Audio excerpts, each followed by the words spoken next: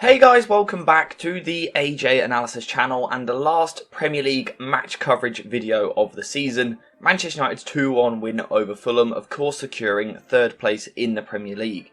Now, whilst this may be our last Premier League match coverage, it isn't our last Premier League video.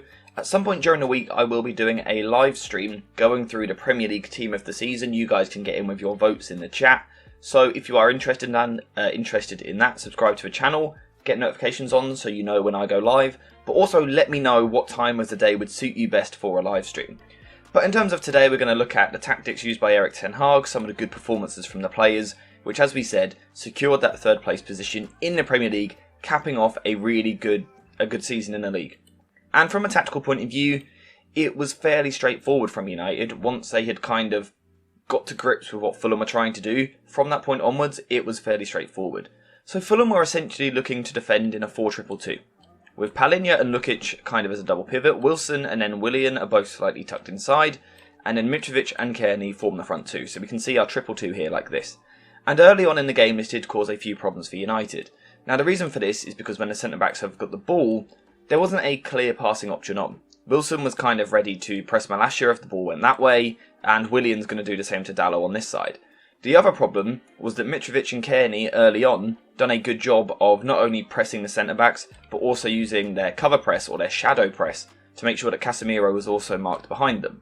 And for the first 15 minutes of the game, this is basically where the ball was. The centre-backs kind of standing there trying to find a way forward, but it weren't really on. However, all it took was just one or two occasions where Casemiro's movement was a little bit better, got in behind the midfield, or in behind the strikers I should say, into the midfield, United could move the ball forward, and then honestly, from that point for the rest of the game, it was really straightforward, because once Fulham's press had kind of been beaten, they were then forced to retreat, and that gave United the potential to control the game. Now the reason that United could control the game from this position was because that they outnumbered Fulham in most situations, in most phases of play. We can see here that once the press has been beaten, Casemiro is now a spare man, and it's a 3 versus 2 in the middle of the park, with Bruno Fernandes, Fred and Casemiro bringing plenty of energy to the performance up against just a midfield 2. So instantly, United had success because Casemiro can kind of drive the ball forward, is going to drag a Fulham player, and when you have the spare man in midfield, you're always causing different problems and asking different questions, and then when they were attacking the backline in these quick situations, they had to 5 versus 4, Fulham couldn't really deal with that, Manchester United overloaded them really very well.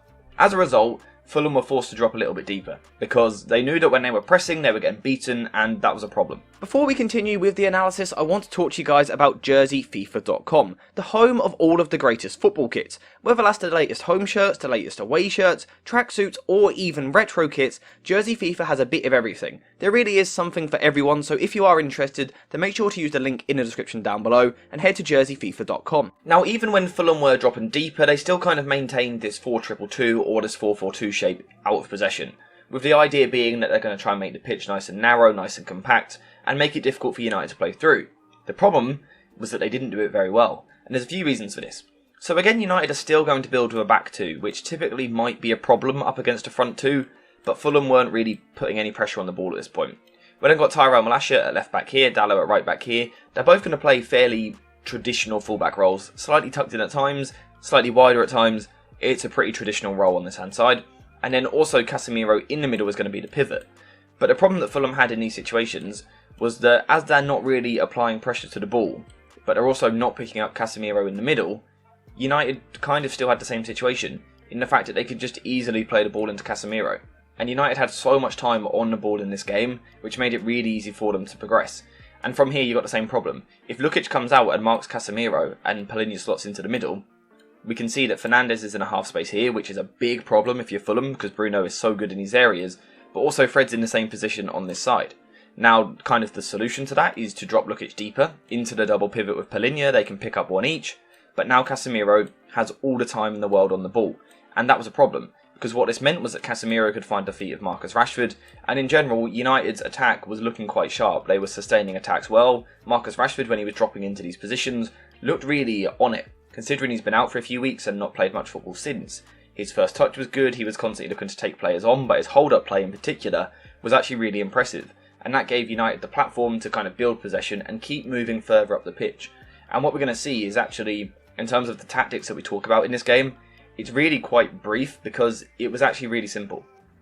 And it just came from good positioning from all the players. It was all round just a good performance from United when they were on it. As the game went on towards the last stages, it felt like an end of season game. It was a bit slow at times. But when United were playing with tempo, they looked really good. With Malacia and Dalot kind of tucking in slightly to provide a bit of security to the counter-attack, this midfield four, with Rashford dropping in, was really creating overloads and causing problems. This also allowed easy ball progression out wide. Sancho carried the ball up the pitch really, really well, and I thought he looked brilliant on the right wing once again. Garnacho on the left struggled a little bit more. I thought Tete done a really good job of defending him with his physique and his athleticism. However, what we do know with Garnacho is that even if you tackle him once, twice, 3 times, he will still just get the ball and look to go at you. So even if he wasn't actually successful in the dribble, he was still getting United up the pitch, carrying the team forward, and that was still important because it allowed United to attack the final third, from where, once again, they had the 5 versus 4 in the final third of the pitch. And it's something which I spoke about in my tactical preview. Fulham don't tend to drop midfielders or wingers into the defence to form a back 5, which meant that United had the overloads, which means that there's always someone free somewhere.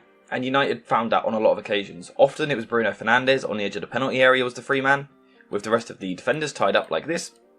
Bruno could kind of drift to the edge, get into this bit of space, and we saw a lot of long shots in this game, shots from the edge of the box, because United always had someone spare in this area of the pitch. Now what we also saw as the game progressed into the second half was an even more attacking formation. United went for more of a back 3, which is going to make it even easier to play past the front 2 here, then a 1 here, and then kind of a 3-3 or a 3-1-6. There's a few different names for this shape, but it's going to look something like this, or a 3-4-3 diamond. So we've got a back 3 of Dalot, Maguire, Lindelof. You then got Casemiro kind of playing as the pivot, Tyrone Malacia, Bruno Fernandes and Fred in these areas, and then Garnacho, Rashford and Sancho. Now of course these players can all push forward, make it a 3-1-6, and then you're really overloading the defence. But this shape just gave United even more control because they're now 4 versus 2 in the midfield. They're still overloading the back line, but also still overloading the first phase as well. So all round, it just allowed United to really dominate. So from a tactical point of view, that's how United won this game. We'll look at the goal in a sec, but one thing I do just want to quickly talk about is David De Gea. I've been critical of him this season, and I think this summer it's time that he moves on. However, in this game I thought he played really, really well. I think he is at fault for the Fulham goal, but in general, his performance was good. I liked his penalty save, his passing was much better than what we've seen, so if this is to be his last game at Old Trafford, or maybe his last game as number 1, it was a nice way to finish it. He did play well, so credit to David De Gea.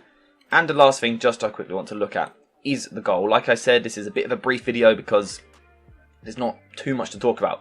It was quite straightforward, it wasn't the most intense game you'll ever see. But let's look at the goal. So this is the winning goal for Manchester United, and we can see them in this 3-1-3-3 or this 3 diamond 3 or 3-1-6 shape here. Building with 3 defenders, this time it's Tyrone Malacia who's dropped into the defence. We've got Casemiro as the pivot. We've got a midfield 3 here of Dalot, Fred and Bruno Fernandes. And then Jadon Sancho, Marcus Rashford and Garnacho in the front 3. Now if we just play this on, we can see the advantages of this. There are so many players in the middle of the pitch for United when this ball comes in. Let's just let it run on here. There are so many players in this central area. Importantly, United still have width at the top of the pitch on this side with Sancho, and also at the bottom of the pitch of Garnacho providing the width as well. But it just completely allowed United to overload all of these central areas, and it caused real problems for Fulham. Then when you've also got someone like Bruno Fernandes, who we can see here is willing to make the run off the ball. I mean, the pass from Fred is just ridiculous. Since when does Fred have this in his locker? And then the ball through. Really good ball, really good finish from Bruno Fernandes. It's great play. It comes from that slight tactical shift from Ten Hag because it gave United different overloads in slightly different areas of the pitch, but also more enhanced overloads. So rather than a 5 versus 4, it's now a 6 versus 4. Rather than a 3 versus 2 in the middle, it's now a 4 versus 2 or a 5 versus 2. So they were good changes from Erik Ten Hag. In general, it was a really good last day of the season in the Premier League. A good last game at Old Trafford where United's record has been fantastic. But in terms of, giving you guys a really insightful tactical breakdown, there isn't too much to talk about. It's what we expected would happen in a tactical preview, and it's pretty much how it played out. Like I said, once United had kind of got to grips with what Fulham were doing, once the United players settled on the ball and players were taking their time, taking extra touches, United looked really, really good. It puts them in a good place going into the FA Cup final. Of course, we will be previewing that and talking about that during the week. We might live stream after the game, depending on how it goes. But it puts United in a good spot. In terms of finishing the Premier League season, it's top 4, and in particular 3rd. I think it's 17 points better than this time last season, so credit to Erik ten Hag, credit to the players. It has been a good Premier League season. This wasn't the greatest game of football you'll ever watch. It really did feel like the last day of the season, but United got the job done, secured third, and that's kind of the story of the season. Got the job done when it mattered. So fair play to Erik ten Hag, fair play to Manchester United. But that's all for today's video. Again, before you go, if you do want to join in the Premier League Team of the Season live stream in the week, let me know in the comments down below kind of what days and what times suit you best.